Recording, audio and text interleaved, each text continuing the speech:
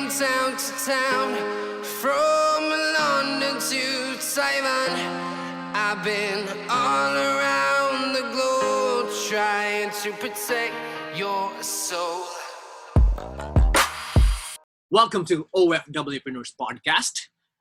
The title is OFWpreneurs, Overseas Filipino Entrepreneurs with Big Ideas.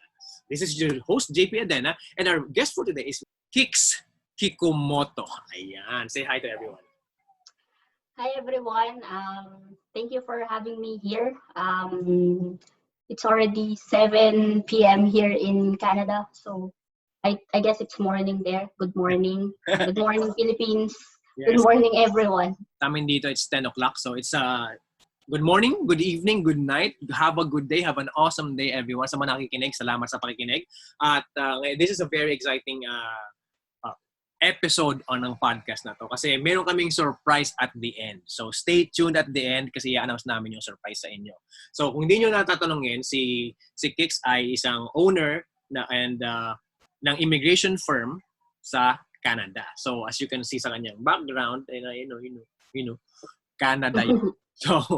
So yung maple leaf na yan. So she's in Canada, I'm in Philippines, and this is a very informative episode. This will be a very informative episode. So brace yourselves. But before that, let me ask you Kix. Do you happen to remember when or where did we meet? Parang slambok na. Yeah, syempre. Oo naman, naalala ko yan. Sa Hong Kong, nag-attend ako ng isang financial talk sa Polo OWA, and si JP yung guest speaker, or siya yung primary speaker actually. And ayun, dun ko siya na-meet.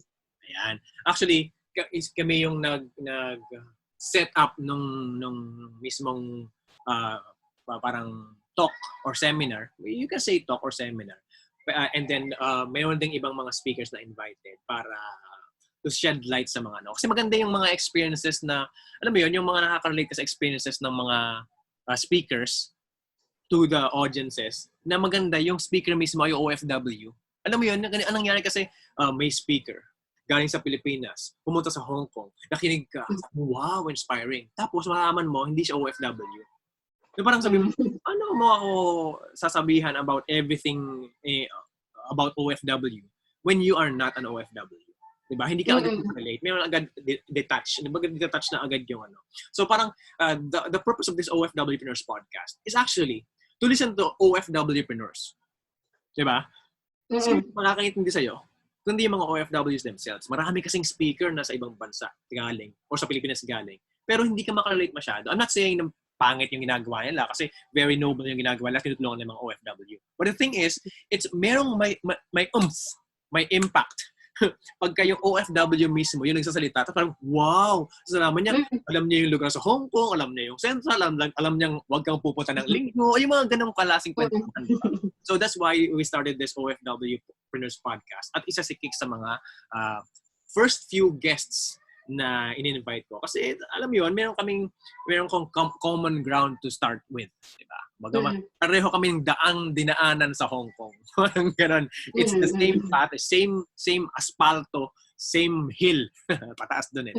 But, pero, siyempre, gusto kong malaman sino ba si Kix, right? If you're going to speak about yourself in the third person, Kix Kikumoto is who? Boy, abunda agad. 2-minute origin story. So I came from an extremely private, traditional, and conservative Japanese family. I'm an only child, and they are all achievers, my father's side and my mother's side.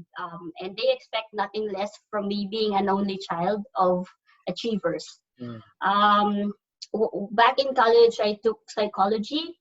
But I've been in the IT industry ever since. I've worked for multinational legal and financial firms. Back in 2012, I moved to Singapore. I got relocated to Hong Kong around 2014. Okay. And now we're in Canada. Although I've been a Canadian PR since 2018. And now I'm starting my own immigration firm, Kikumoto Immigration Firm, here in Vancouver. So eventually I'll expand my business to a recruitment firm or employment firm. But that's going to be around mid or third quarter of this year. Yeah, basically, that's it for my origin story. Okay, so si Kix ay on a shortcut kwentuhan, ang nangyari OFW siya. So kung napapatay mo, OFW agad siya, right? So relate agad tayo dun sa part na yon. Pero sabi mo psychology tapos biglang IT. Paano gawin? Paano? 'Di ba? Ang galing nung part na 'yon. Para sa akin, pag sinabi mo IT, wow, laki agad sweldo niyan. Pagdating sa Singapore, I'm pretty sure kung IT ka sa Singapore, laki ng sweldo niyan. Parang gano'n na. Yun ang una mong iisipin di ba? So, pero yung trajectory ng ginawa mo, napunta ka sa Canada and then you have an immigration firm. So, naguguluhan na ako. Psychology, IT, immigration firm sa Canada. Ano ba ang gusto mong gawin, Kix? Kung pwede ko lang gawin lahat eh. Pero siguro kasi hindi ko kasi kino-close lagi yung sarili ko into just something. Gusto ko lagi ini-improve ko yung sarili ko or kung kaya ko naman siyang gawin. So yung pagiging IT ko happened by accident. Nag-a-apply ako for an HR job sa IBM. Psychology dapat yun, di ba? Psychology dapat. HR. And then may test silang binibigay, parang tatlong set ng test.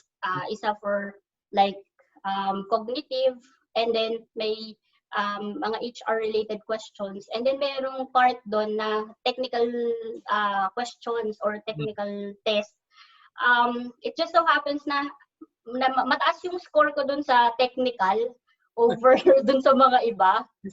And then sabi, gusto mo ba mag tech job ka or something? Tapos sabi ko, sige, magkano ba yung offer dyan nung una? Tapos sabi, kasi mas malaki to, parang doble or triple ng offer sa HR job. Sabi ko, sige, pwede ko i-try. And then, kasi gagawin nila is, meron kang parang 1 week crash course training. And then, kung makapasa ka, nabibigyan ng totoong course na parang gano'n. Tuloy ka dun sa job na yon. If not, then walang mawawala sa akin, then back ako dun sa pag-apply kong HR. Sabi ko, sige, kaya yun yung nangyayari sa akin. Pag nakakakita ako ng opportunity, kaya ko naman, and assess it. Nilagay ko kasi yung sarili ko sa goal ko, ma-achieve ko yan. Yan, ang galing nun Parang very, very confident and positive. Pag sinet ko yan, ma-achieve ko yan. Ang galing nun. Sa totoo lang, it's parang it's a testament na meron kang force of will. Hindi pa ngayon, alam mo yun, yan ang gusto kong mangyari eh. Gusto ko makita yung sarili ko dyan eh. Upuan na yan eh. So talagang i-force ko yung sarili ko dyan. Diba? So maganda yung sa mga OFWs nating mga kaibigan na nakikinig ngayon, isa yung magandang trait na maganda nating i-practice. It's a skill. Natututunan yan eh. Diba? Kumbaga nakapag-decide ka mag-OFW, ginawa mo, di ba? Nakaalis ka, di ba? So, it's a thing. Pinangarap mo yun, eh. Di ba? Thinking na mangyayari yun. At nangyari yun. So, yun is a testament of nagawa mo na yun. So, kausap ko yung nakikinig ngayon kung sino man siya. Di ba? So, ibig sabihin, you can actually have another dream or have another goal. And if, again, just by sheer force of will, magagawa mo yon. Katulad ng kung paano yung mindset ni Kix na kung paano gumana yung isip niya na pag sinet ko yung goal ko doon, mangyayari yon. So, ang galing nun eh. So, may add ako dyan. Nung nasa Hong Kong ako and Singapore, sabi ko, by the age of 30, kailangan PR na ako ng isang country. Sabi kong ganun. Bukod sa Pilipinas. Kasi PR ka naman sa Pilipinas, di ba? So, hindi, citizen ako doon. Citizen? Hindi ako doon. Magkaibang. Kasi, di ba sa Singapore, sa Hong Kong, OFW ako, worker ako doon. Then sabi ko, by the age of 30, kapag hindi pa ako PR ng isang foreign country, babalik na ako ng Pinas. Parang gano'n. Lagi ako nagsiset ng mga deadline ko, ng mga goals ko. And then, at the age of 28, na-invite akong mag-PR. So, isabihin ang entrada mo sa Canada ay hindi through working visa, tama? It's automatically permanent. Parang ganun. Immigrant. Ay, PR. ano. So, but you already a PR, so immigrant muna with an intent to be a PR. Parang ganun, tama? Hindi, PR. PR agad pagpunta dito. So, ang nangyari is, in-invite ako to apply for PR, and then bago kami pumunta dito sa Canada, meron akong tinatawag na co-PR. That's confirmation of permanent residence. Pagdating mo dito sa airport or border, kapag tinataka nila yon, confirmed PR. Kailangan mo lang pumunta, parang ganon. Yung sabihin nun, okay, ang galing, impressive yun ibig sabihin, yan pa lang impressed na ako sa mga nakikinig. Kung hindi kayo impressed, wala kayo sa sa sirkulasyon. Ibang tao, ang trajectory, pupunta sa Hong Kong, tapos mag-a-apply sa Canada, magkaroon ng working visa sa Canada, and then mag-a-apply ng PR. It's a common thing. Alam natin yan. Di ba? But ang impressive sa ginawa ni Kix is, before siya pumunta sa Canada, mayroon siyang invitation to be a PR already. Ito selfish tong tatanungin ko. How do you get invited? Oh my gosh. Paano? Gusto ba yung Canada sa buong mundo, sa Hong Kong? Tapos sabihin niya, let's invite Kix. How did that happen? I'm sure you have a hand in it. Maraming taong na-impress dun sa pag-apply ko kasi nga a lot of people na nag-apply, a lot of immigrants na nag-apply, it took them 3 to 5 years bago ma-invite maging PR, right? Yeah. Yung sa akin, it took about 6 months, tapos na-invite ako. And sobrang suntok sa buwan pa siya, or against all odds, kasi nga psychology ang course ko or natapos ko, and ang field of work ko ay IT. So at first, sabi ko, baka wala akong chance na makuha. So ang ginawa ko is, I worked on my language score, and I scored 9 in my IELTS. So medyo mataas yung naging total score ko, plus I'm still very young that time. So parang nasa peak ako ng age for peak ng score for the age. Kumbaga kung maghahanap ako ng age bracket, andun ka on the right age. Ikaw yung, sa dami-dami ng i-hire ko, siya yung age bracket na i-hire ko. Tapos lahat pa na, for whatever reason, nagdugtong-dugtong, yun din yung kailangan namin. Parang gano'n, right? So, it's about your preparation, your self-preparation, right? Sabi nila sa'yo, ay, ang swerte naman ni Kix. Hindi mangyayari sa akin yan kasi swerte si Kix. Let's remove that excuse. Oo, yun nga yung previously, kasi sasabihin lagi, ang swerte mo naman, or kasi it's not just pure luck. You need to have the right skills, you need to have the right everything. Kumbaga, it's not because, kunwari nag-aral ako in a good school, maglaland ako ng good job. Diba? It's not a guarantee. You really have to work hard to get where you are. Kunwari, nag-aral ako sa good school, okay ang family background ko. But then, kunwari, tumambay-tambay lang ako kasi, okay naman yung family ko, sinusuport ako. Maging spoiled brat ako or something. Pero hindi ako nag-stick sa ganun. Ang ginawa ko is, ini-improve ko talaga yung sarili ko, and gusto ko talaga na meron akong mararating, may ma-achieve, or parang mag-prove sa sarili ko and sa family ko na hindi to binigay ng parents ko sa akin. I earned it myself. Yes. At iba yung badge of honor na alam mo yung yung society, iba yung badge of honor na ipapataw sa iyo. Hindi po alam, may man ako hook sa scouts, di ba may mga badge o badge? Yung mga badge. Kumbaga, kung unang tingin pag nakilala kita, Kix, o sa unang kwento mo, sa yung origin story mo na sinabi kanina, yung badge of honor na yon ay nabinigay sa iyo ng society. Parang at first you would think na you don't deserve it. 'Di ba? Kasi mo yung kwento mo.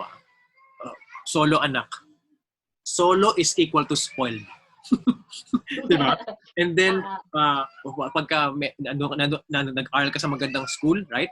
So, magandang school equals magandang trabaho. And then, pagka, alam mo yun, hindi ka naman naghirap, parang ganun yung point na hindi ka naghihirap dahil pampered ka ng parents mo, dahil solo na anak, di ba? It means you will not work hard more. Alam mo yun, yung tipo, ikaw si Juan Tamad na nag-aantay ng bayabas managlan. Di ba? Parang na mangyayari. You know? But the thing is, tinanggal mo lahat yon. You removed all those excuses. You proved them wrong. Kung sino man yun, hindi ko alam kung sino man yung them na wrong.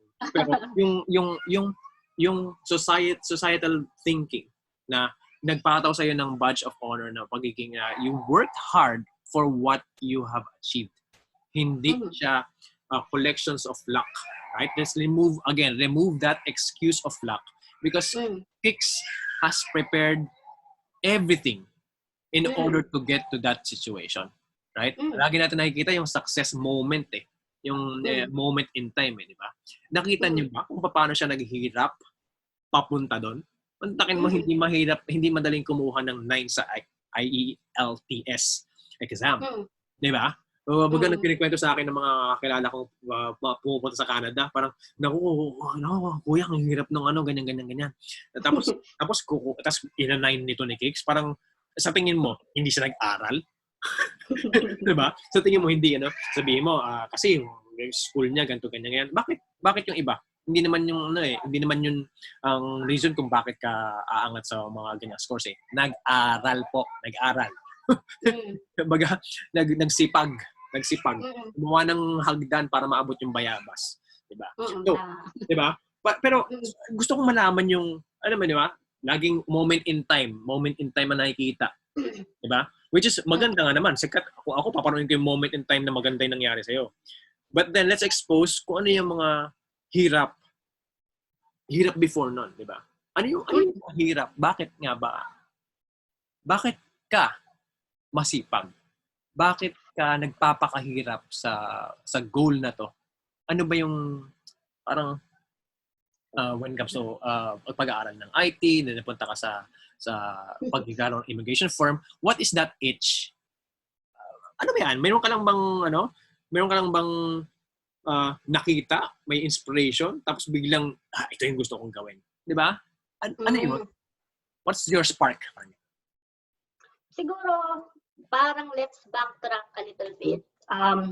When I was in high school, I had a teacher who told us na yung anak niya, kung may nanligaw doon na yung isa may sobrang magandang car, pero binigay ng parents, versus isang kakarag-karag na car, pero pinagtrabahuan niya yung car niyang yun.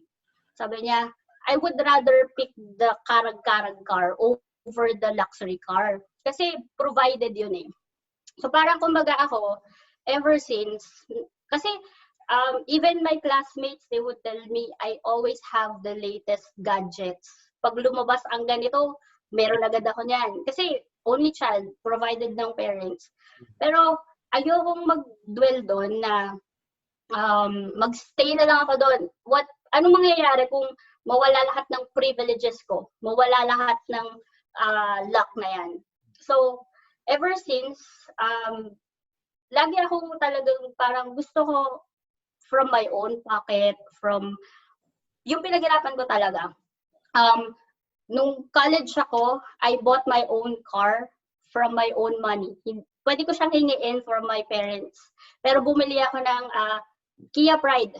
Kaya dun sa Facebook account ko, merong nag-comment dun sa bago kong car, yung BMW, na sabi, dati naka-Kia Pride ka lang Tapos sabi ko, everything starts from small beginnings. Sabi ko, great things starts from small beginnings. And sabi ko, I love that car actually kasi talagang pinaghirapan ko. Alit-lit lang ng sweldo sa Pinas, diba? And college pa ako nun. So, nag-tutor ako on the side while studying. I could have relied on my allowance, pero nag-tutor ako on the side. And may mga business venture. Yeah. nakaipon ako ng money to buy a Kia Pride. 1996 Kia Pride pa yon. Tapos, pinaganda ko na lang, inayos-ayos ko. So, memorable talaga sa akin yung car na yon. So, baka may mas mahal kayong BMW o Kia Pride, you still choose the Kia Pride.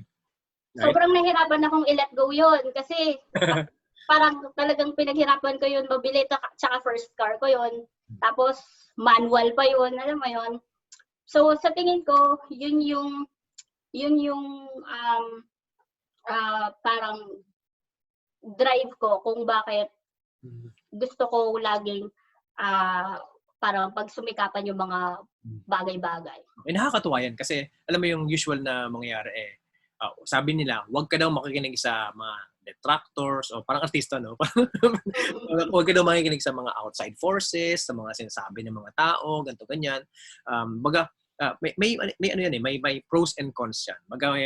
May two sides of the story. Maigi na pakinggan mo yung mga sinasabi nila na mali in order for you to remove the excuses. Or, wag mo silang pakinggan, right? Wag mo silang doon sa other extreme, so makikinig ka, or sa other side of the coin is hindi ka makikinig because you know what you want to do. You know what you want to do. You've studied it. You prepared your life for it, di ba? So, wag ka na makinig kung alam mo na yung gagawin mo. Right? Di ba? So, everything, life starts now when you play around the edges. Di ba? Pag nasa gitna ka lang, parang, hayaan mo na sabihin ng iba, okay lang naman yan eh. Ay, okay lang naman yan. Chill lang ako. Hindi ako ganito, pero hindi na ako ganyan. Nasa gitna ako. Then that's how a mediocre life starts. Right? I'm not saying sa mga tao na nakikinig dito na sa gitna kayo, mediocre life nyo. Ang sinasabi ko, kung masaya kayo doon sa gitna, then you won already. But the thing is, di ba, sinasabi nila yung may mga midlife crisis, bakit hindi na nagbabago yung mga isip nila? Kasi nagsawa sila sa gitna. And then now, they wanna live sa edges ng life. Diba? Extremes. So, sa tingin ko, Kix, naging maaga sa'yo yung to live on the edges. Diba? Na pwede kang malaglag anytime. Diba? Hindi ka natutuwa ako kasi, alam mo yun, ako, sa tingin ko, late ko na-realize yan. Talaga? Late ko na-realize. So parang sa tingin when it started, 2015. But when it started, parang life started. Parang gano'n. Parang, wow! Nakakita ko ng purpose. Nakakita ko ng purpose in life. Ito yung gusto kong gawin. I went with financial education. And then, sino ba yung most affected domestic helper sa Hong Kong? Diba? Yung mga kababayan natin doon. So, parang, it's a very fulfilling mission, a very good purpose. Just because you started going outward. Diba? Outward yung thinking mo, hindi yung akin. Outward yung thinking mo. Diba? So, when we talked sa Hong Kong before, nakikita ko na you are always volunteering yourself, your time, your talent. Diba? So, what started that? Is that something na sa'yo na talaga, mayroon na talaga sa'yo, or ginagawa mo ba talaga siya? Parang gano'n. So, when did that start? Sa akin kasi lately lang yan. 2015 lang nangyari yan. Late bloomer ako, kumbaga. Late bloomer ako sa edges. So, but with you, Kix, how did that start? I'd say it's my genuine desire to help people, give back to the community. But aminado naman ako na I'm living a privileged life. Sabihin na natin, sinasabi ng mga tao, I'm entitled, I'm lucky. So, gusto ko parang mag-give back ako sa community, and I'm not limiting it to like Filipinos lang or something. It's the community itself, whether it's in Hong Kong locals, nag-volunteer ako doon sa elderly, sa Home for the Aged, sa mga dogs, stray dogs, ganun. But it all started when I was in college.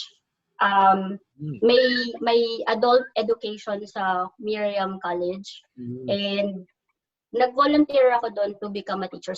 Siyempre, ano na yun, nung graduate na ako. Kasi parang kumbaga, magiging eligible ka maging teacher kung graduate ka. So, nung graduate na ako, I'm already working for my tech job.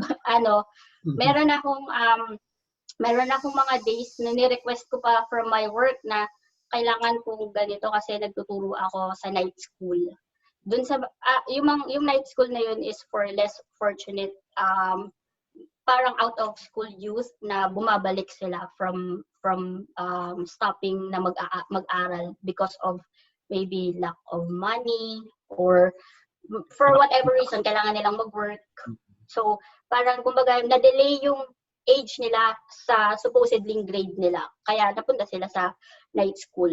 And then nung nag-move ako sa Singapore, I volunteered for an organization called IDA.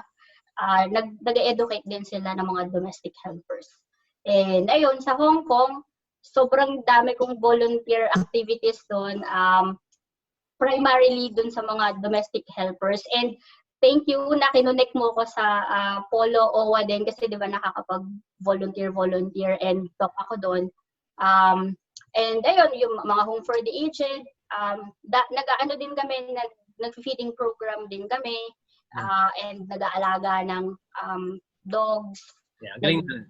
Ng shelter. Nakakatuwa kasi so it means this is very important sa mga nakikinig ngayon.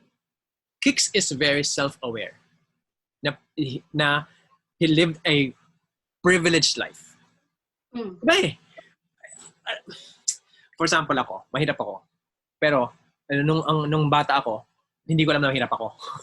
Diba? But then merong something click na parang, oh, wait. Ang hirap ko pala. yung may realization, wait, ang hirap ko pala. Yun pala yung tingin sa akin ng mga tao. Mahirap. Kaya pala, ang polo ko, 2 lang.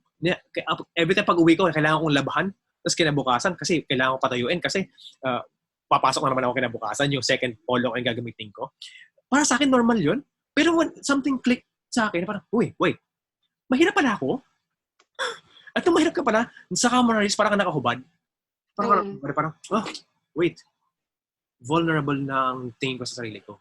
Hindi parang, anyway, parang na-disappoint ka, na down ka ng konti, na sinasabi mo, yun pala yung tingin nila sa akin. Ang hirap ko pala. Then, ikinahiya ko na. Parang ikinahiya ko na mahirap ako. And then, meron ulit nag-click na sinasabi ko na, wait, strength ko siya eh. Right? Strength ko siya. Mahirap ka? Mayaman ka? Mahirap ako eh. Dati, ang yaman mo naman, ang hirap ko. Ngayon, mayaman ka pala eh. Ako ang hirap ko eh. Di ba? It's the same thing. Pero yung thinking mo, yung nag-iba. It became parang struggle that became a strength. Just because you were self-aware. Right? Two steps. Naging self-aware ka na. Nung bata ako, hindi ka man alam na mahirap ako eh. Nag-click, humirap ka, na-realize mo, kinahiya mo. Hindi nag-click, sabi mo, wait, strength ko pala siya. So, very important ang self-awareness on this part. Lalo na sa self-confidence mo. Di ba? Mahirap ako. Sa mahirap ako. Right? Yun yung nakita ko sa pangungusap ni Kix. Sabi niya, I'm very self-aware. I'm very, aminado ako na I've lived a very privileged life. Na, una mong papakinggan, akala mo, is a negative. Di ba? Kinahiya mo. Sa ibang taong mahirap, positive sa kanya yun. Di ba? Pero pero ang point is, that became a strong force, a strong spark or a catalyst para, since I have a privileged life, I have the capacity to give back. So, and then, nag-concentrate lang siya doon. Walang iba. Kahit saan siya mapunta. Punta sa Singapore, ginawa niya. Punta siya sa Hong Kong, ginawa niya. Pero pagdating sa Canada, anyari. Diba? Biglang nag-jump yung iyong pangarap na makatulong. It became a company. It became an immigration firm. Diba? Ang lupit naman ng nangyari yun. Sinasabi na natin, swerte na naman. Hindi. Nakita mo yung paghihirap niya. Diba? To give back, nangyari yung company. So, can you give us a history ng bakit nga ba immigration firm, pambihirang buhay naman to? Yung immigration firm, saan ang gagaling yan? What's the itch sa sarili mo? Kung bakit napunta tayo doon? I would say it's my genuine desire to save unsuspecting and trusting clients from unauthorized immigration practitioners. So again, it's to help people. Gusto ko naaawa kasi ako since lagi akong involved sa domestic helpers na mga organizations. Parang kumbaga malapit talaga yan sa puso ko. Naaawa ako dun sa mga stories na naririnig ko na this one in particular, meron siyang dad na nag-work for like retirement money niya, ginamit niya para sa anak niya to become an immigrant. Dahil pinangakuan mo, qualified ka. Ngayon, inubos nung dad niya yung retirement niya para doon. Mabayaran yon kasi pinangakuan siya, pwede siyang maging PR, eligible siya. Then, hindi siya talaga eligible maging PR dahil sa mga circumstances. Diba, napag-usapan naman natin na may scoring and hindi siya pasok. So, not even close to half of the required score. So, isa lang yon sa story na narinig ko from volunteering. So, gusto ko silang ma-save from the wrong misconception about moving to Canada. Kumbaga kasi lagi silang nasisilaw ng promises ng mga unauthorized immigration practitioners. So, gusto ko ma-shed ng light sa kanila na ito yung difference ng unauthorized immigration practitioners versus licensed immigration practitioners like myself. So, kumbaga parang doon nag-start eh. And nung nalaman nila na na-invite ako maging PR in just 6 months, whereas most PR applicants or immigrants it took them about 3 to 5 years. So, yung mga tao, isa-isa silang parang nag-approach sa akin na, uy, tulungan mo kami. And may mga friends ako na parang immigrant din yung pathway nila and sila themselves naloko din. We're talking about professionals, para mga nurses, mga ITs, pero naloloko pa rin sila ng mga unauthorized immigration practitioners.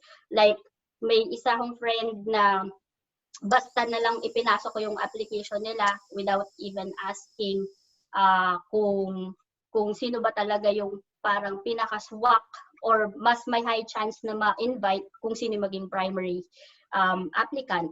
So yung mga ganun, and then eventually ang dami-daming charge sa kanilang pera.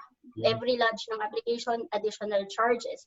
And then parang nakaspend na sila ng over $1 million, and yung pera na yun coming from the parents or something. And then eventually parang nawalan na lang sila ng pag-asa, and then sabi mag-focus na kami bumili ng bahay kasi hindi sila kalis. So yung mga ganun ba, parang gusto ko matulungan yung mga ganun na, kasi ako laging sinasabi sa akin ng mga tao, ang strength ko is napakatyaga akong mag-explain and sobrang matyaga talaga akong mag-explain. And bibigyan kita ng mga credible resources ko. Hindi yung mga, sabi ng ganito, or ganito. Mga haka-haka lang, mga hindi reliable na information.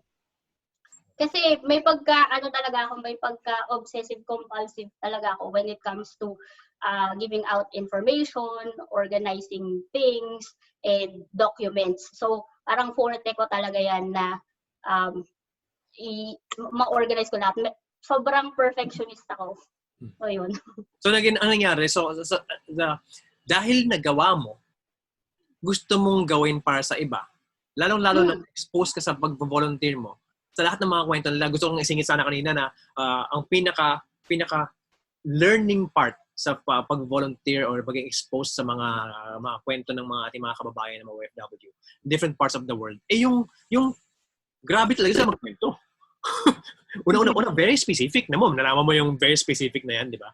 And then maisip mo, if there's a way, if there's a strength of mind to help them, why not? Diba? So that's how you scratch your own itch to actually start an immigration firm sa Canada.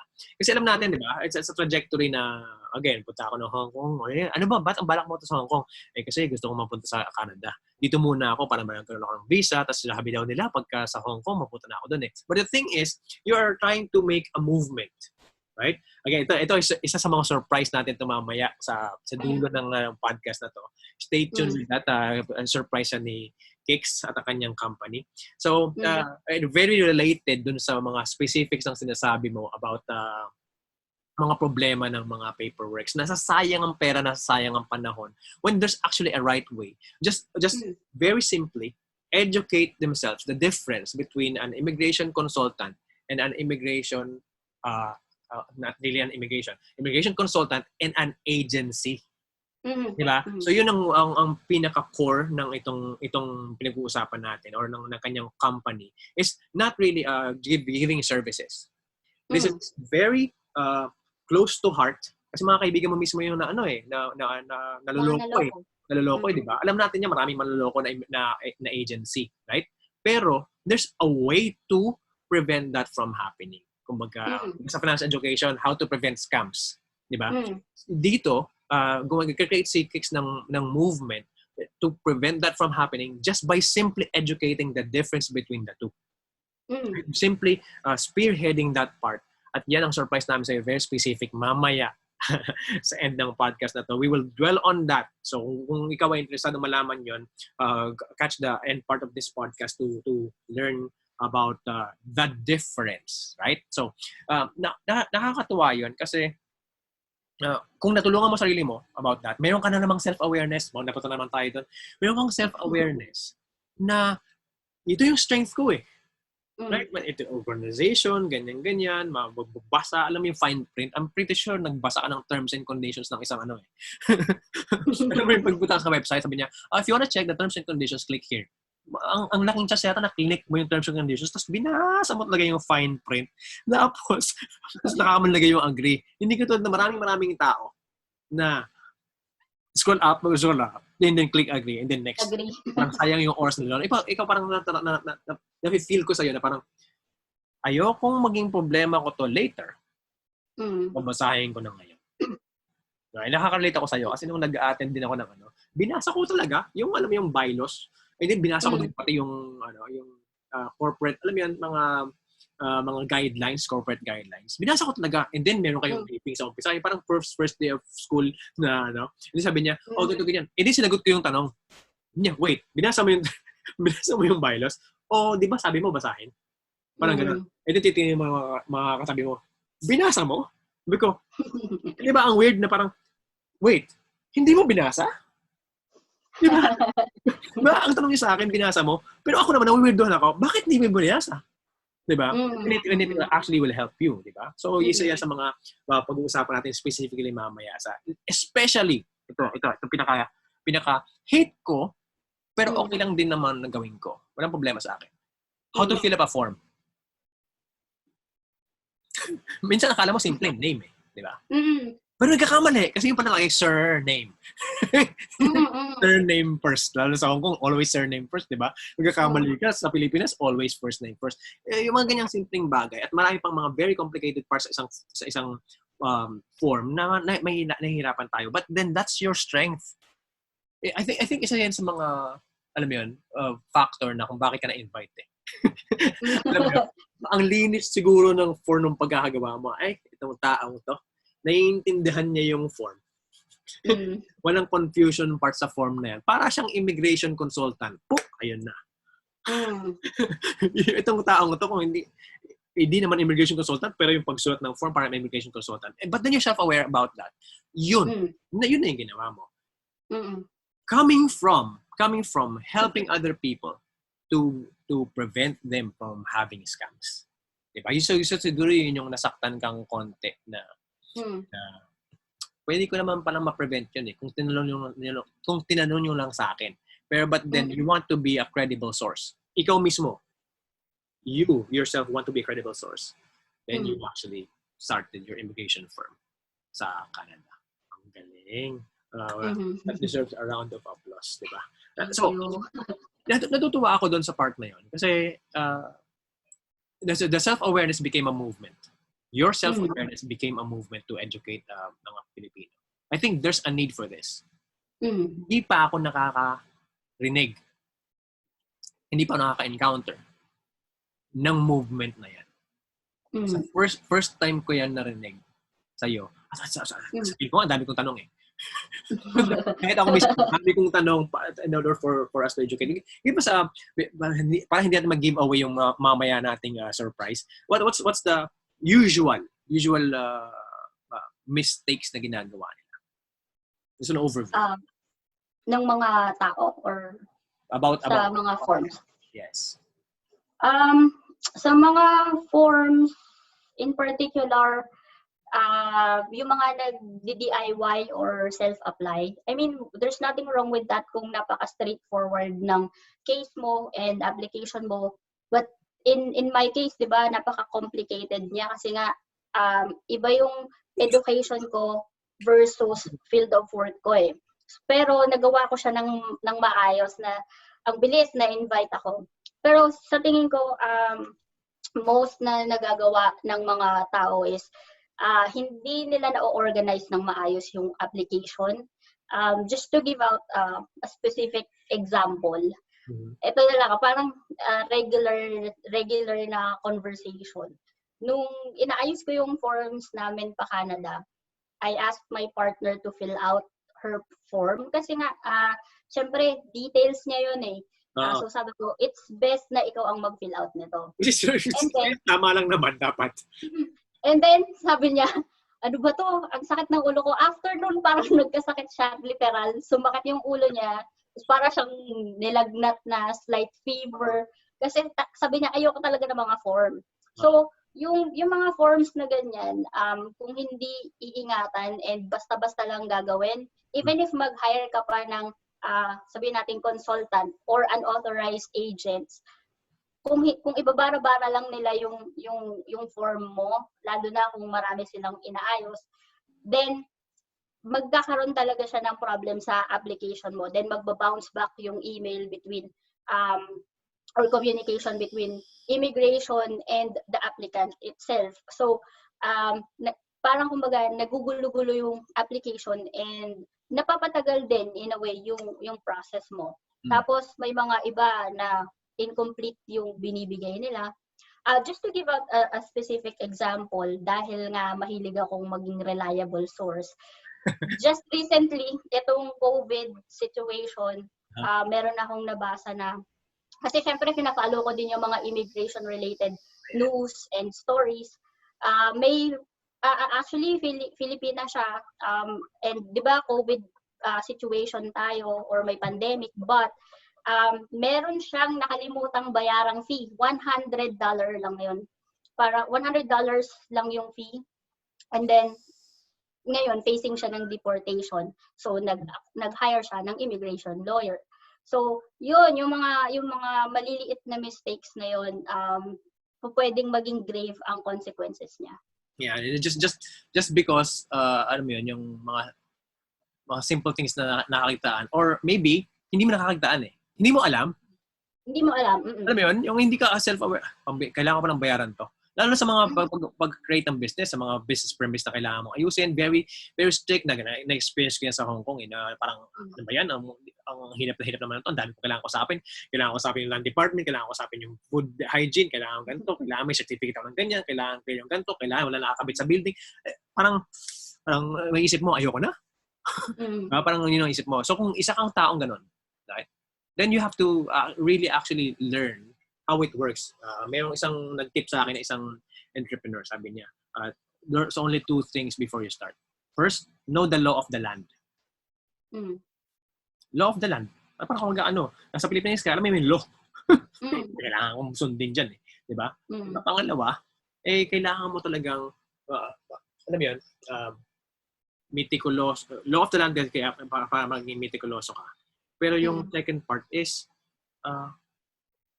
yung mismong operation nung business mo, alamin mo rin Mm-mm.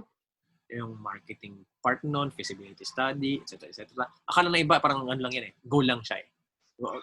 Go with the flow. Diba? Okay, sa katulad mo, nangyari sa'yo, so, una-una, alam mo yung law. Una-una, wala kang problema basahin yun, Article 1, ganito. Wala kang problema basahin yun. Second, di ba, napagdaanan mo yung step-by-step process. And that's why you're actually creating the business around that specific processes, di ba? So, galing. Now, balik tayo sa Singapore. Very shortcut yung pag-aano mo sa akin. Yung pagka-ano sa akin. Napansin ko na hindi ka nag-start ng business sa Hong Kong. Hindi ka nag-start ng business sa Singapore. Pero pagdating mo dyan sa Canada, nag-start ka ng business. Ano nag-hinder sa'yo para mag-start na? Bakit ngayon lang? Well, first and foremost, to start an immigration firm here, you can't just start this business nang hindi ka maging licensed immigration consultant. And sobrang regulated itong profession na to. Medyo yun na yung gustong i-correct ngayon ng regulatory body namin. Kasi medyo naging parang mababa yung tingin sa field na to dahil maraming unauthorized immigration practitioners, di ba? Pero first and foremost, maraming strict regulations. Unang-una na doon, kailangan mag-aral ka ng immigration consultant. So, meron kang kukuhaing course. Kailangan mo makuha yung diploma. Then, after nun, may licensure exam ka. And for you to be able to sit for the licensure exam, you need to be at least a Canadian citizen or a Canadian PR. So, kaya hindi ko siya na-start agad sa Singapore or sa Hong Kong kasi hindi naman ako pa Canadian PR nun. So, iyon, kasi ang nangyayari is, ang thinking ng mga tao is, simple lang palang maging immigration consultant eh. Pero it's actually very complicated. This profession is very complicated than you thought it is. Parang, kumbaga, sobra siyang regulated. Kaya I'm super duper careful with everything that I do. Kasi any wrong move, anything na magawa ko lang na, kahit slight mistake, I can be stripped of my license. So, nag-aaral dito sa course na tinake ko, hindi lang immigration laws ang kailangan naming pag-aralan. Even administrative law. Meron akong book. Yun yung first na book ko, first subject ko. Ganito kapal yung book. Parang over almost 5,000 pages siya na sobrang maninipis na paper. Yun yung first na book na binigay sa amin. Then, hindi siya nalilimit sa immigration laws lang. Kailangan mong pag-aralan yung administrative and legislative law. Kasi there would be times na you have to represent your clients in an immigration court or represent them in any border or airport. Kunwari nahuhold sila or something. Borderline law na, parang gano'n, di ba? Sa border. Like, kunwari. No, borderline lawyer ka na. Oo, technically. Ito, kinuha ni Van yung book. Hindi nakikita sa background. Yan, dyan. Ayan. Look. Ang galing. Sobrang kapal niya. It's a must. Ayan. Oo, it's a must na aralin mo siya. And, ayun, so kumbaga, hindi siya simple gaya ng iniisip ng mga tao. Nung nag-aral ako nito, doon ko siya sobrang na-appreciate na worth it nga pala talaga yung binabayad sa mga consultants. And kung hindi talaga straightforward yung application mo, it's worth it na mag-hire ka ng consultant na tutulong sa'yo mag-lodge ng application. Kasi kung afterwards kunwari nagka-problema yung application mo, normally doon kasi kami ina-approach ng mga clients eh. Pag may problem na na-reject yung application, then ang hirap nang i-correct kasi you have to defend everything na ginawa mo. kunwari nag-submit ka ng hindi dapat i-submit na document. Siyempre, alam na nila yung information na yan. So, parang kumbaga, kagaya na lang nung dun sa, yung sabi kong na news last time, Mukhang straightforward yung application niya kasi nag-student siya dito for 2 years. Nakakuha siya ng postgraduate work permit and then nakaland na siya ng job dito and then nag-apply siya ng PR. Actually, invited na siya for PR and dapat approved na siya for PR. Meron lang siyang hindi nabayaran na fee na nakalimutan niya or hindi yata siya aware na kailangan bayaran. Then facing deportation siya. Kung facing deportation ka, kailangan mo ng immigration lawyer to represent you. And normally, mas mahal ang bayad sa pagre-represent kasi ang rate na namin dyan is per hour, like minimum of $350 per hour. So, 100 naging 350 per hour. Diba? Nakakatuwa yun kasi again, hindi mo maiisip yung business na immigration firm sa Hong Kong, sa Canada kung hindi mo narinig yung mga stories sa Singapore and Hong Kong. Maybe I want to ask kung bakit hindi ka nag-start ng business sa Singapore? Not necessarily immigration firm. Bakit hindi ka nag-start ng business sa Hong Kong? Right? So, is it something na you would say na hard and are you afraid to fail that part or hindi mo pala nakikita talaga yung best or yung gusto mong business for you? Sabi, entrepreneur ka, bata ka pa lang di ba? So, bakit hindi mo naiisip yun nung nag-Singapore ka? Hindi mo naiisip yun nung nag-Hong Kong ka? Di ba? Why only now? Siguro, one factor yun, yung bata-bata pa. And, syempre, nasa Singapore ka, ang daming malapit na Asian countries na 45 minutes, nasa Indonesia ka na. Bus lang, nasa Malaysia ka na. So, mostly, puro travel, puro enjoy. YOLO. YOLO pa. Pero, ayun, nung nag-Hong Kong kami, gusto kong mag-start ng business, pero sobrang dami kong commitments noon kasi may full-time job ako.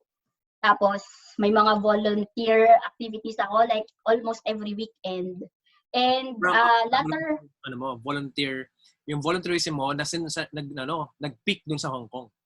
Nag-peak talaga siya doon. And, latter part kasi ng stay ko sa Hong Kong, nag-aral pa ako doon.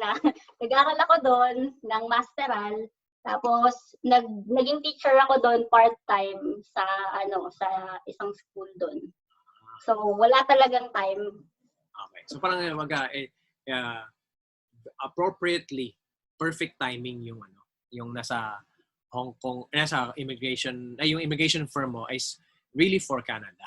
At I don't know if you can connect the dots. Is it really part of your plan na magpunta ako ng Hong Kong and then since alam lahat ng tao na yung Hong Kong yung gateway to Canada, which is just a normal thing, was it part of the plan before pa or everything just came into place? No, Hong Kong wasn't part of the plan. So nung nasa Singapore kami, nag-work ako noon for Bank of Singapore as a project manager.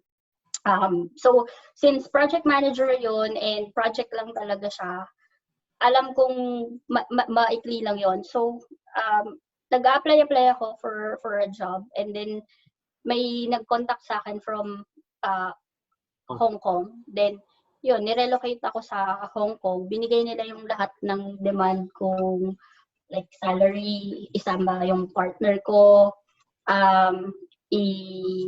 parang i-relocate even yung gamit namin from Hong Kong, from Singapore to Hong Kong. Yeah.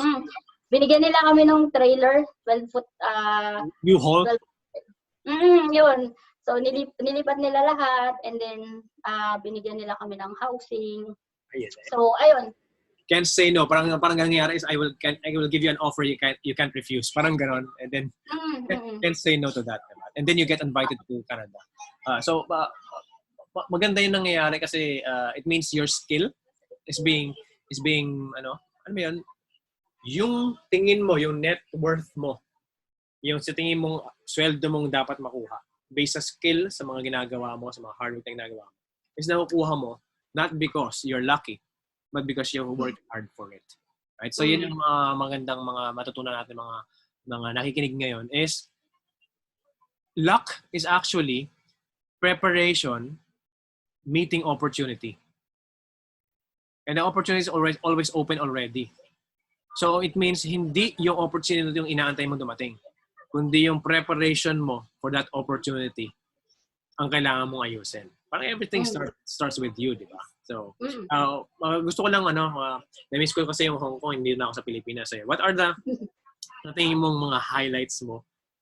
Maybe highlights or lowlights na rin sa Hong Kong stint mo. Mga ganun.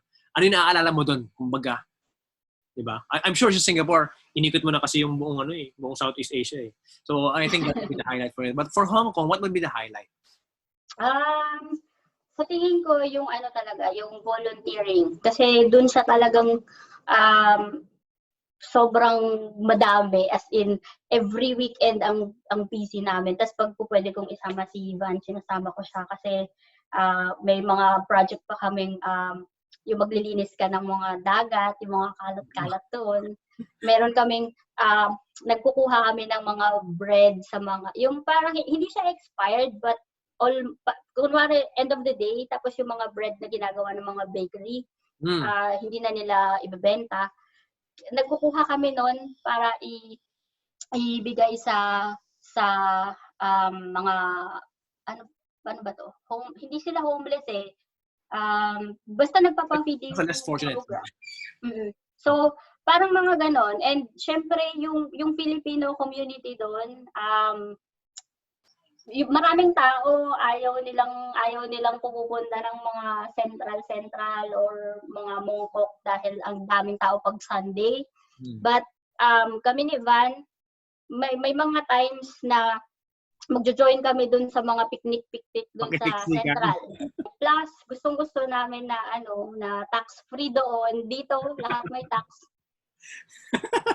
Yun lang, ang galing na rin. Singapore matax din di ba? Oo, may tax din doon. Tapos yung Hong Kong, no? Favorite namin yung shopping, mga ali-ali, mga ganyan.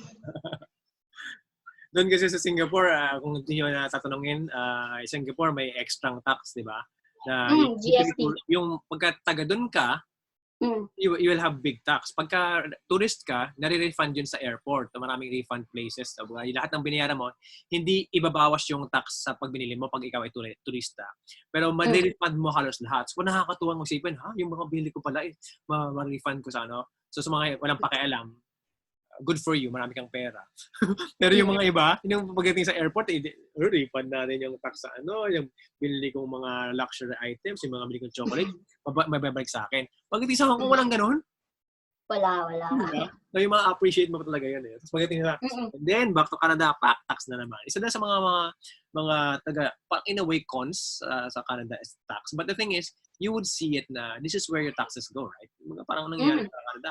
Alam mo kung saan pupunta yung tax. Although, lamang na lamang talaga ang Hong Kong kasi nakikita mo pa rin yung mga contributions na hinisingil nila every year sa atin. Konti lang yun, nakakala ko malaki yun. Sabi sa amin, 16% daw mag-ipon every month. Pagdating ng tax pambira, ang liit lang palang babayaran mo. But that, yung small amount na yon, nakikita mo pa rin kung saan napupunta yung taxes mo sa Hong Kong. So, yun yung magiging proud tayo. I think kailangan natin i-model yan para sa Pilipinas. I think it's high time na maramdaman din natin yun sa Pilipinas. Now, sa part ng mga ginagawa mo sa Canada, nakikita ko yung nangyari. Maybe you're not self-aware with this. Doon sa Singapore ka, niyolo mo talaga. Akin to. Pagdating mo sa Singapore, inilabas mo na. Right? And then pagdating mo sa Canada, nilabas mo na, pero mayroon ding selfish reason. Right? Sometimes you have to be selfish in order for you to be more effective in your unselfish acts. And that is business. That is business. You're solving problems. Maybe sa'yo nag-umpisa, which is what happened to you. And then you will be able to prevent other people from scams and help them na matupad yung pangarap nila at hindi sila mahirapan doon. So that's the selfish reason is you economically can get something from it. That's why make it a business. Hindi naman yung magiging business ko lang kitaan, di ba? Mm. But the thing is, you will be able to do that, the unselfish act to help other people prevent their problems or prevent and solve their problems, right? Kung hindi mo gagawin yung business, right? Ang galing na. You have to be selfish first in order for you to effectively do your unselfish act. Na ginawa muna, ang galing na, ginawa muna sa Singapore yung selfish and then unselfish sa Hong Kong and then nag-join sa Canada. Ang galing. Ang galing, you know? Ang galing na parang kung that's why how you connect the dots at the end, di ba? Kaya. You might have not realized that this yet, pero natutuwa ako na yun yung nangyari sa tingin ko based sa mga kwento na sinasabi mo. Now, let's segue that to kung ano naman ang very specific. Yan specific. Ito yung ating mamaya pa rin surprise after. I want to learn about the specifics of the immigration firm of Kix Kikumoto. And then I'm giving you the floor now. Go ahead, share your screen, and we can maybe I can ask a few questions after, or while you are doing it, or maybe after na lang para hindi ka yung flow mo is continuous. Go ahead. Okay. Okay. So first,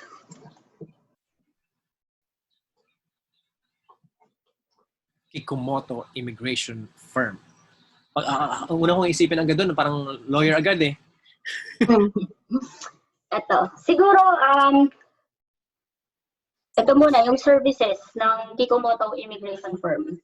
Okay. So, yung Kikumoto Immigration Firm can offer assistance, guidance, and pag-launch ng application for permanent residency. That includes express entry. Diyan ako napasok. So, yung pagdating mo dito, immigrant ka, PR ka agad. Ganun siya. Pwede din kaming tumulong sa PNP or provincial nomination. Yan yung, kunwari, kapos ka sa score. So, kailangan mo ng pangdagdag ng score. So, kailangan mong humanap ng province na magbibigay sa'yo ng additional score. Pero ito, inaabangan to, kaya maganda na kumuha ng immigration consultant kasi na-announce siya sa amin and kunwari, ikaw, applicant ka namin and alam kong kapos ka sa score, maghihintay ako ng opening para sa'yo na, uy, teka, open tong province na to, ipasok kita dyan. Then pagka binigyan ka ng invitation ng province na yon, pasok ka na agad kasi may additional points yan and then makukuha mo talaga yung required score. Entrepreneur, ito yung para sa mga gustong mag-business dito sa Canada. Medyo magastos at matrabaho tong pathway na to, but super worth it kasi PR status agad din yung dating dito. Sponsorship for spouse, children, and parents. So, ito yung tinatawag na family sponsorship. Kunwari ikaw nakapunta dito as work via work visa. And then afterwards naging PR ka na. Then gusto mong kuhain yung family mo from abroad, then we can help with that too. I have a question with that, Kix. Sorry baka makalimutan ko mamaya eh. So, sige. Pag permanent resident ka lang, pwedeng mag-sponsor ng spouse, child, and parent? O nandun ka pa lang sa working visa, pwede nang gawin? Hindi ka pa po pwedeng mag-sponsor until hindi ka pa PR. Got it. So, ayun. Pero pwede na siyang isabay sa pag-apply mo ng PR na isasama natin sila. Parang ganun. So, Kikumoto Immigration Firm also helps with temporary residents. So, dito naman nagpo-fall yung mga LMIA or yung labor market assessment, labor market impact assessment, and other job offers. So, for instance, yung mga naka-work visa, dito din siya papasok. May mga certain NOCs kasi na kailangan ng LMIA or LMIA. Work permit, and then yung TRV is temporary resident visa or yung mga tinatawag na tourist visa, visitor visa, ganyan. Super visa is for parents and grandparents ng mga PR and Canadians na dito. And ETA is electronic travel authorization. So, yan yung kunwari may status ka dito sa Canada, but then nawala mo yung ID mo or yung passport mo kasi may sticker doon.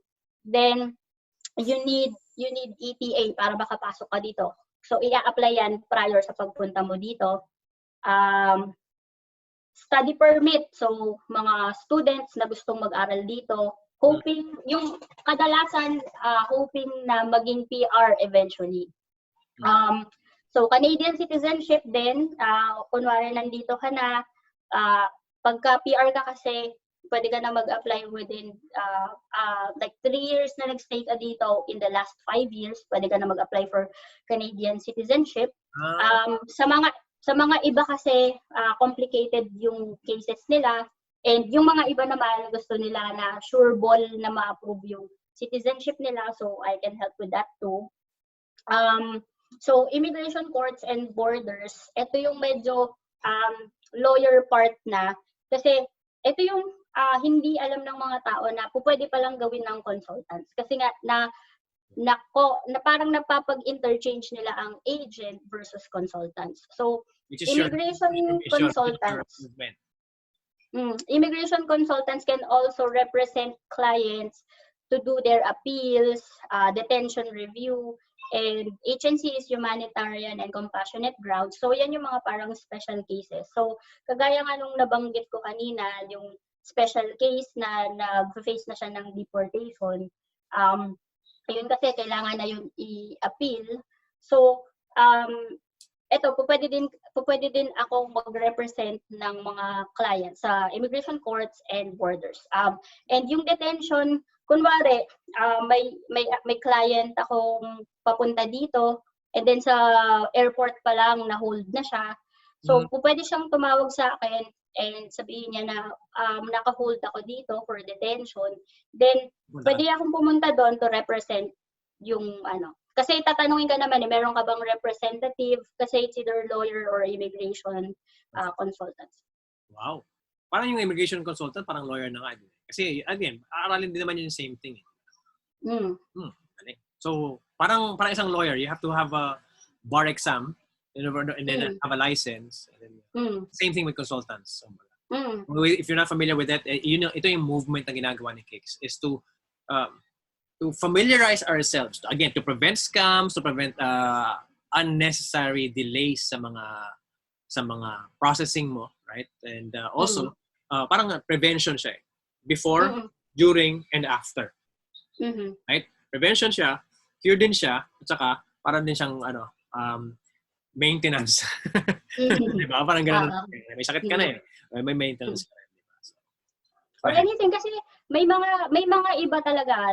Ang term ng mga Pinoy doon is TNT, di ba? Yung parang tago ng tago. Ang official term naman dito is out of status. So, may mga times na nade-detect sila ng CBSA. Yan yung parang police ng immigration. So, ang mangyayari is, kunwari, biglang may kumatok sa pintuan mo and sabihin, CBSA to, out of status ka, then kailangan kanilang kuhain or something.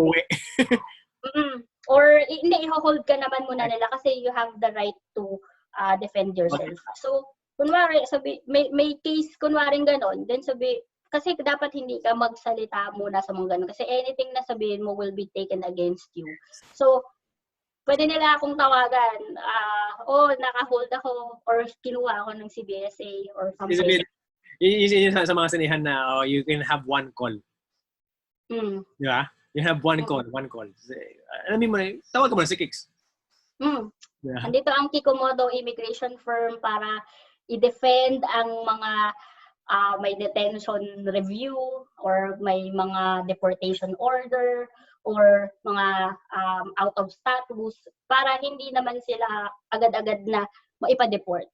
So, ano ba talaga yung difference? Siguro, pa-explain nga, Kix. Ano talaga yung difference? What yung specific na information? Ano ba yung difference ng dalawa? Agent and immigration consultant, like what you are. You are an immigration consultant. So, maybe you can educate that on that part. Yeah, siguro magandang platform na din to shed light on what really is the difference between immigration consultant and a recruitment or employment agency or agent. Um, Shinare ko to dun sa Kikumoto Immigration Firm Facebook page kasi nag-share ako doon ng mga infomercials kasi nga ang parang layunin natin is to educate people, shed light on their confusion para hindi sila ma-scam, maloko, and to raise awareness about these things, di ba? So, pull up ko lang and share natin. Ayan. So, immigration consultants are regulated and licensed by ICCRC. That's our regulatory body. It's called Immigration Consultants of Canada Regulatory Council. It's a regulatory body established by the government of Canada when Bill C-35 is enforced.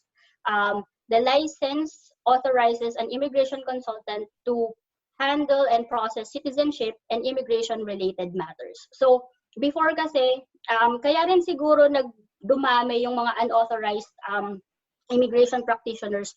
Dati kasi hindi as in super regulated ang immigration consultants. But now, since parang medyo nabahida ng mapangit na reputation yung immigration consultants because of unauthorized immigration consultants claiming to be consultants or agents, mas ginawa nilang stricter yung rules and regulations for this, and ayan, nagkaroon nga ng regulatory body. So ang primary difference ng or ang ginagawa ng immigration consultant is to process applications, citizenship, or anything immigration related. So kagaya nga nun, kung merong na may deportation order, basta immigration related matter siya or case, then we can legally represent them.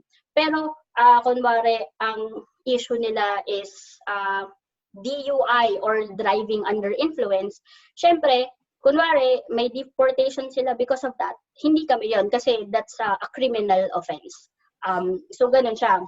Then an employment or recruitment agent should apply for a license as an employment or recruitment agent in the province where they live and work. This is talking about Canada. The license allows them to assist employers recruit or find workers, evaluate and test potential workers if they qualify in a certain job, and help workers find employers. A recruitment agent is no longer allowed to process LMIA or labor market impact assessment applications and other citizenship and immigration related applications without a license as an immigration consultant. So, ang mga agent basically ay under sila dapat ng immigration consultant. Kasi, sabi nga dito, ang immigration consultants lang ang legally allowed to lodge any immigration-related applications and process papers na immigration-related. So, yung mga agent, sila yung parang nagiging middleman ng mga employers versus employee. So, yung mga job seekers. So, ang mga immigration consultants, pwede silang mag-register ng agents nila. And later on, siguro pwede natin silang i-educate on how to know paano malalaman kung registered ba yung agent, company, and consultants na ka-deal with nila. Okay, para layman's term natin mga konti para maintindihan natin. I-relate natin sa pagiging real estate agent. Okay? Real estate agent. So ako, real estate agent ako. Hindi nyo tatanungin, ako ay isang real estate agent dito sa Pilipinas. Under Driven Marketing Group. Yan. Check nyo yan. So, nakakatawa kasi nalaman ko rin yung rules dito at ibang-iba, very, very ingat sila na sabihin na ikaw ay consultant. Kasi nangyari, real estate agent ka ba? May tanong ako. Pwede ba yung ganito? Pwede ba yung ganyan? Actually, hindi siya authorized sumagot ng mga katanungan ganyan. Kasi agent siya eh. Right? Hindi siya consultant. There is such a thing na real estate consultant. Doon ka magtanong. Di ba? Di ba parang gano'n?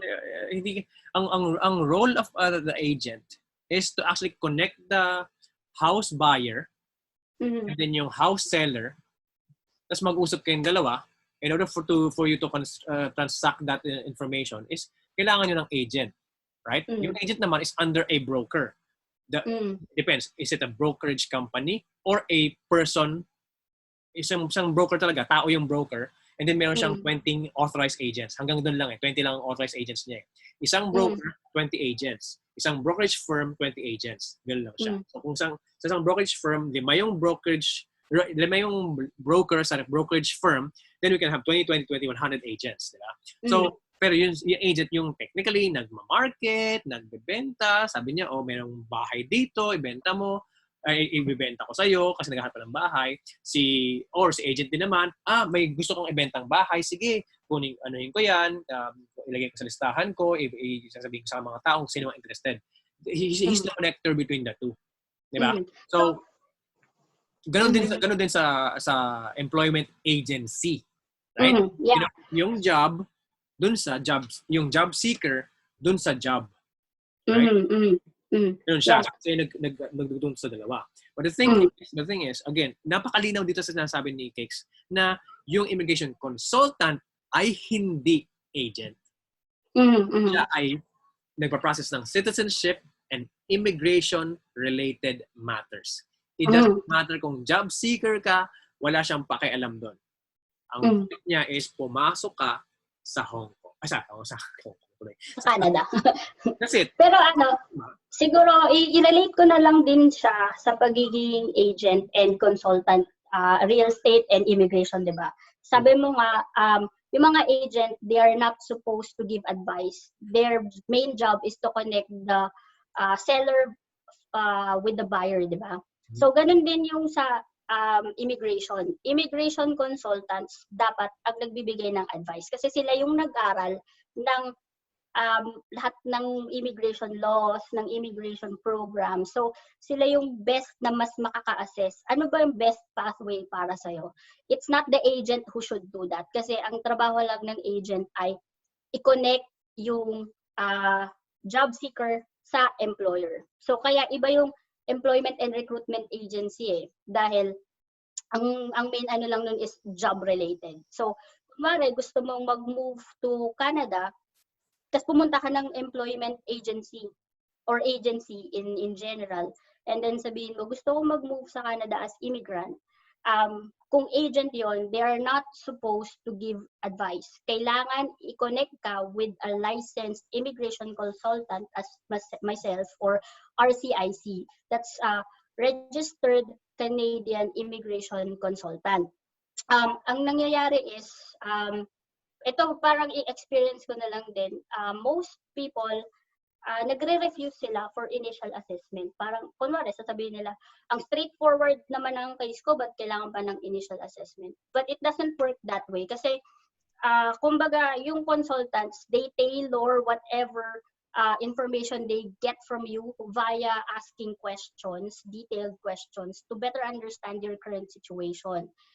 In order to provide you with the best fit na pathway for you. So, i-highlight ko lang yung importance ng initial assessment. Kasi, hindi naman sa, pero may mga taong, kunwari, hindi nila naiisip na importante pala yung, may DUI offense ako. Then, hindi nila din-declare during, sabi nila, hindi, straightforward naman yung application ko. And then afterwards, na-reject. Then, hindi na yun fault ng immigration consultant na na-reject yung buong application just because you left out a certain information na akala mo ay hindi vital, pero vital pala. So, yun yung gusto kong i-highlight na importante talaga yung initial assessment. Kasi, for us, immigration consultants, we have to tailor the best pathway for the client according to their specific situation na magagather namin via asking specific questions. Yes. Nakakatuwa yan kasi ganito yung nurse, kasi malaking chance na yung employment or recruitment agent, marunong siya sa immigration laws. It doesn't matter naman kung nag-aaral siya or licensed siya, pero marunong siya. Alam na yun. But it doesn't matter, he's allowed to do it. Just imagine a nurse, right? I'm not saying mas mababa yung employment agency or pagiging agent. Hindi ganoon ang ranking nan, hindi yun. Ganito, ganyan, hindi. It's about what he does or what he's allowed to do. Parang job description, di ba? O gagawa ka ng pero hindi naman yung job description mo, di ba? So, katulad din ng immigration consultant, hindi rin siya pwede mag-serve as an agent. Vice versa din yan, di ba? Unless yung immigration consultant ay licensed agent din. Alam mo yun, 2-in-1 na siya, di ba? So, just imagine a nurse. Yung nurse, so sobrang tagal niya pagiging nurse, minsan mas marami siyang information na alam sa bagong doktor. Right? But the thing is, pupunta ka ba sa nurse para magpa-consult? Di ba? I'm not saying hindi mas mababa yung nurse. What I'm saying is, yung doktor, he's licensed to do it. Di ba? Hihingi ka ba ng reseta sa nurse? Hindi din, di ba? Di ba? So, pupunta ka sa doktor. Hindi ka pupunta sa nurse. Even though yung nurse, alam niya lahat. Alam niya lahat. Right? It doesn't mean that nurse is legally allowed to give a reseta or consultation sa isang taong nangangailangan ng kanyang. Right? So, it's about the job description and it's about the following the rules, di ba? May consequences yan eh. May consequences na makukuha mo na. It might not be important sa'yo, di ba? At yung sinasabing initial consultation na sinasabi ni Kix, di ba? Di ba meron kang tinatawag na consultation tapos may second opinion? Opinion, di ba? Kasi tatanungin ka ng doktor ng ano ba nangyari, right? Papakwento sa'yo. Ngayon pag nag-leave out ka ng information, kasalanan mo na yun. Di ba? Kasalanan mo yun. I-delay mo out mo information eh. Di ba? Paano ko sa matutulungan sa health mo kung hindi naman mo sinabi yung information? Di ba? Tapos sabihin mo, ito ngayon yung depensa mo. Nakausap ko naman yung nurse eh. Yan. Diba? So, ang ganda nga niyang ang ganda nung binigay mong analogy. Sobrang fit siya for immigration consultant versus employment agents. Kasi like the doctors, they specializes into certain field ng medicine, 'di ba? So, may specialty sila. May specialization sila, whether gynecologist, whether cardiologist or stuff. Same with immigration consultants. Nung pumasok ako dito, sobrang nagugulat si Van sa lahat ng inuuwi kong libro kasi ang kakapal. Tapos, every other week exam, isipin mo yun. Ito yung mga times na, siguro ito, ma-relate ko lang din yung sacrifices na pinipimple ako and then magpa-plan siya ng mga travels namin, like long weekend. Sabi niya, punta tayo sa ganito. And then sasabihin ko, uy, long weekend, makakapag-aral ako. So, yun yung sacrifices din, di ba? Parang instead na ma-excite ako kasi long weekend, magpapahinga, mag-e-enjoy. But then, makikita ko siya as an opportunity to, uy, may extra time ako para mag-aral.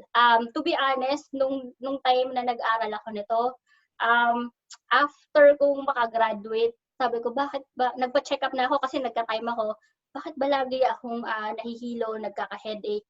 Yun pala, sobrang baba na ng iron ko, so kailangan ko mag-iron supplement due to lack of sleep. Kasi full-time job, full-time school, every other week may exam, and pagkatapos, syempre yun yung time na nagsasettle kami dito ni Van sa Canada. So, bili ng furnitures, ikot dito, tingin ng bahay, lahat. So, lahat yun, sabay-sabay. So, imagine yung sobrang stress, hindi ako nakakatulog. Kahit sa kunwari, mag-grocery kami or mag-shopping siya, dito na lang ako sa car, then magbabasa ako ng cases. Kasi hindi lang immigration related yung pinag-aaralan namin. Meron kaming mga subjects and exams and projects and assignments na ang kailangan magkuha kami ng 20 na live Supreme Court cases. Aralin namin yon, i-shortcut namin yon, and parang i-explain namin siya and i-report. So, it's not as easy as, ay, teka, aralin ko yung immigration. Ay, nagawa ko yung DIY. kayang-kaya ko nung mag-process ng ibang papers ng mga tao. First, it's legally not allowed na mag-process ka ng papers ng ibang tao. Second, not because nagawa mo for you, magagawa mo para sa iba kasi each and every case ay different. So siguro, gawin ko na din tong platform to explain. May mga iba kasi na, kunwari nagawa nila yung DIY. Sabi nila, ay, kayang-kaya ko nang mag-process ng papers mo. Ako na lang mag-process sa'yo or something. But just to educate people, it's not legally allowed. So, i-share ko tong form na to. Specifically, this is a form from immigration mismo. So, from IRCC. It's called Use of a Representative Form. Form number IMM 5476E. So, here, sa part ng Section B, under number 5, kailangan mong ibigay yung representative's full name.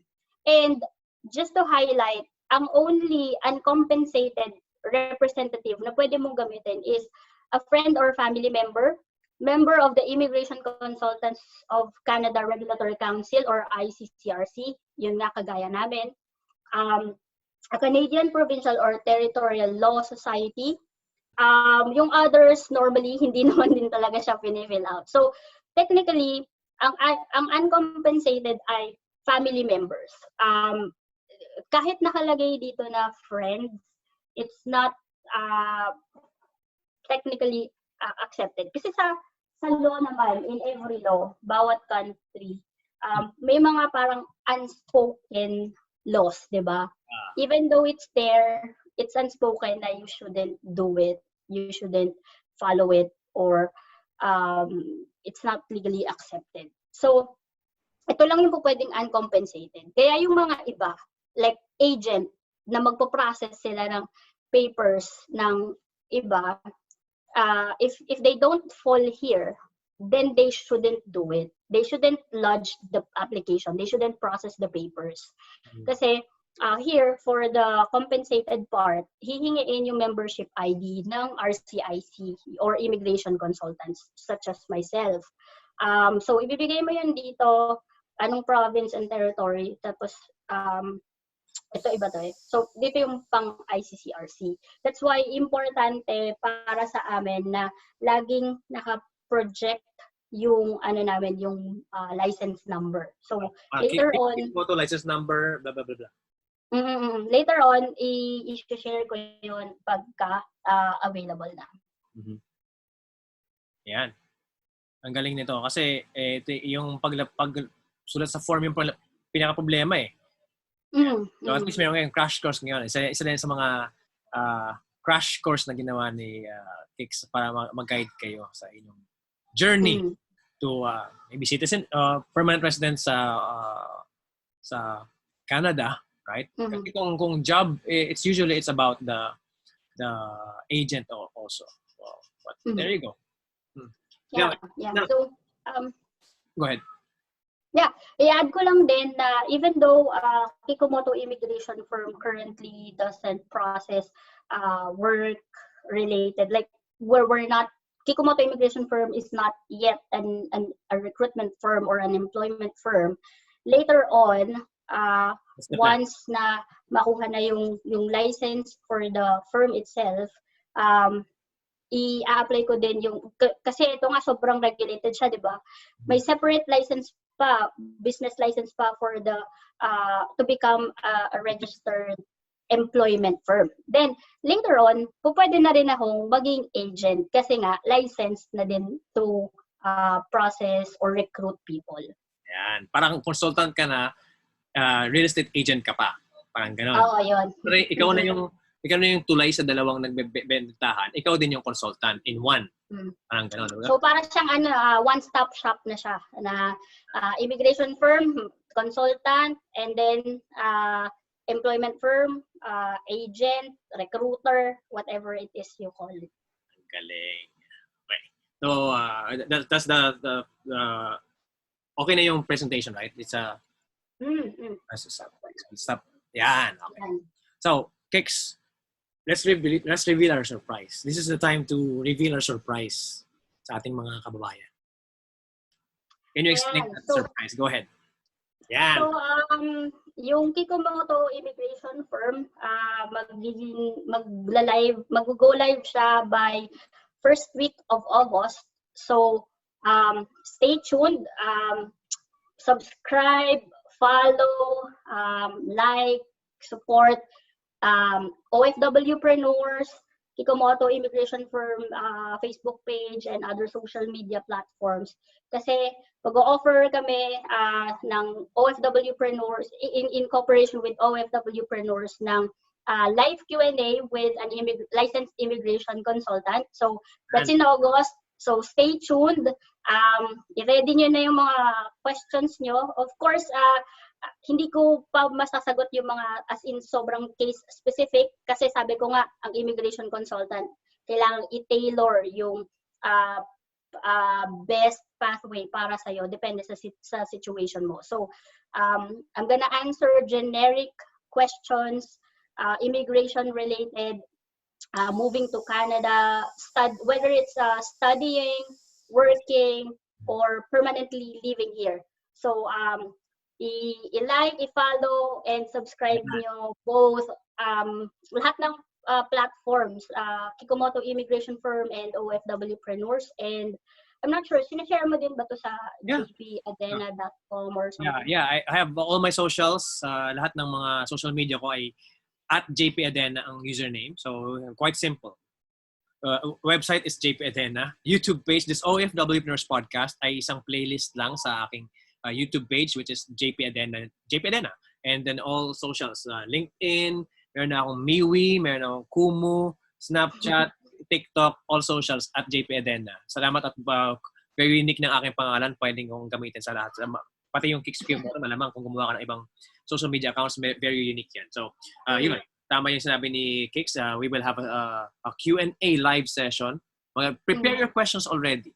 Ngayon, if you have specific questions, kasi napaka-importante ng first consultation, di ba? Yung initial interview, di ba? So, hindi pa sasagot yung mga specific questions nyo hanggat wala yung initial interview na yun or initial consultation time na yun. Kasi, di ba, imagine mo sabihin tanong mo sa doktor kung may sakit ba ako? Ang sakit ng ulo ko. Ano yung sakit ko? Masasagot ko ba yun? Di ba? I need to know your history. But if you want to have a specific consultation, then you can hire Kix already. Diba? Hire na. Yun na yun eh. Diba? So, but, pag meron kang pag-aagam-agam pa, gusto mong malinawan muna sa mga information, sa mga bagay na initial na kailangan mong malaman about specifics sa mga yon, that Q&A will be a free, parang in a way, free parts na, alam ko marami kayong tanong. Maraming confusion pa sa inyo. Ako, marami akong tanong eh. Mag malamang nga, may tatanong pa ako kay Kix after nito eh. Diba? So, hindi siya something na parang madali lang malaman eh. Parang, yun lang yun eh. Okay na yan eh. Hindi naman. So, that's our surprise sa inyo. Abangan yan. So, around, basta August, i-announce naman namin eh. Right? I-announce naman sa Facebook pages, etc. And we will have another podcast and it's a free live session sa YouTube. Gagawa namin sa Facebook. Ganyan. Ipapasok natin sa Kikumoto Immigration Firm Facebook live. Yeah. Yan. So, also, pag mag-hashtag kayo, mag-follow kayo ng hashtag ng Kikumoto Immigration Firm. Kasi nagsishare ako ng mga infomercials. So, like, differences ng immigration consultant versus recruitment agency or agents. Why hire an immigration consultant, why move to Canada. So, yung mga stuff na yon, sinishare ko and hina-hashtag ko siya ng hashtag Kikumoto Immigration Firm. So, para to raise an awareness, give information, educate, lahat na, para yung parang kumbaga free information, pero reliable and credible information. Yan, ang galing nun ah. Nakakatawa kasi hindi natin alam. Ako, hindi ko alam. Na-educate lang ako. Kaya ko nalaman yung difference ng dalawa. Ay, ganun pala siya. Doctor, nurse, real estate consultant versus agency or real estate agent, ganun din pala sa immigration firm. So kung pangarap mo, mga OFW, kung pangarap mo pumunta sa Canada, magtrabaho, maging permanent resident, very inspirational story ni Kix about how paano nila nagawa yun ng maayos, di ba? So, go with the reliable source. Hindi pa nga siya immigration consultant, nagawa niya na eh.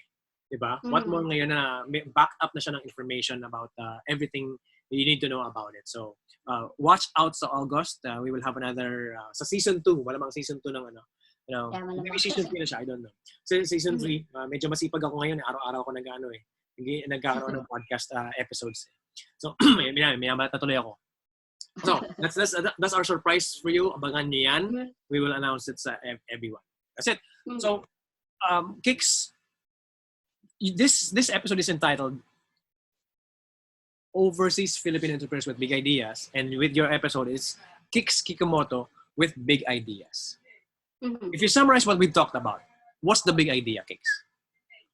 The big idea probably would be shedding light to people. Kasi ang Filipinos in general parang trusting masyado sa mga tao. I'm not saying it's a bad thing, but it's a good thing actually kasi masyado tayong matiwala. Pero hard-earned money kasi yung ginagastos natin, ini-invest kasi gusto natin mag-move sa another country. We're aiming for a better life. So, we really, really need to be careful. And gusto ko na yung Kikumoto Immigration Firm ay mag-stand out bilang reliable and credible platform na ma-educate yung mga tao about that. I'm not limiting my community to just Filipino communities kasi sabi ko nga, di ba, if you're selecting your community or meron kang selective helping or something, then it's not really helping, di ba? So it's for everyone to really get reliable information, credible sources to guide them if they really want to move to Canada, because Canada is really a great country with great opportunities, with great benefits. So I personally love it here, and I would love other people to enjoy whatever it is Canada can offer. So ayun siguro, yun yung biggest idea na starting a movement. Right? Starting a movement na educate yung mga tao para maiwasan yung maloko, ma-scam. Kasi sayang yung time, yung effort, and yung money. And once na meron ka ng rejection history, ang hirap-hirap ng i-correct. Kasi ang pangit nun eh. So, mas kailangan mong mag-justify. And yung ini-invest mo doon, hindi lang money eh. Yung parang kunwari na-reject ka, syempre may emotional investment ka, parang heartbreaking naman na na-reject ka kasi may na-leave out na information, mali yung na-fill out na form, and ayun nga, yung mga taong pinaghihirapan nila ng dugo at pawis nila, yung mga talagang nilalagay nilang pera doon. So, ayun, yun yung movement na parang pakay talaga nitong episode na to. Galing. Yan, matuto tayo dito ha. Ang daming learning sa sa buhay ni Kix at saka sa yan, again, very specific sa going to immigrate to Canada sa mga process na kailangan niyong malaman. Again, balik tayo sa August ha. August, antayin niyo yan. That's it. Ating OFWpreneurs podcast episode number 4 with Kix Kikumoto with Big Ideas. Good morning, good evening, good night. Have a good day. Have an awesome day sa inyong lahat. Maraming salamat. Bye-bye. Thank you. Thank you. I've been all around the globe trying to protect your soul.